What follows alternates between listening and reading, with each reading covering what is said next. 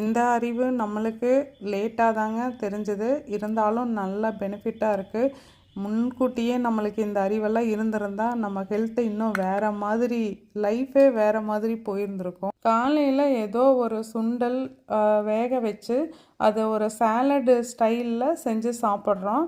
அதே மாதிரி ஈவினிங் பார்த்திங்கன்னா நைட்டு டின்னர் ஒரு 6:30க்குள்ளேயெல்லாம் முடிச்சுருவோம். அம்புலி ஏதோ ஒரு பொரியல் கூட, வத்தல் கூட சாப்பிட்றது, வத்தல் ஊறுகாய் இதை வச்சு சாப்பிட்றத விட ஏதோ ஒரு பொரியல் கூட வச்சு சாப்பிடும்போது ரொம்பவே கம்ஃபர்டபுளாக இருக்குது. லஞ்சுக்கு பார்த்திங்கன்னா நம்ம ஒர்க்கில் பிஸியாக இருந்தோன்னா சாப்பிடவே தோணாது. நம்மளுக்கு சாப்பிடணுங்கிற அன்னைக்கு வீட்லேயே ப்ராசஸ்டு ஃபுட்டு, சுகரி ஐட்டம்ஸ் இது எல்லாத்தையும் அவாய்ட் பண்ணிவிட்டு கொஞ்சம் மைண்ட்ஃபுல்லாக சாப்பிட்டோம் அப்படிங்கும்போது ரொம்ப நல்லது.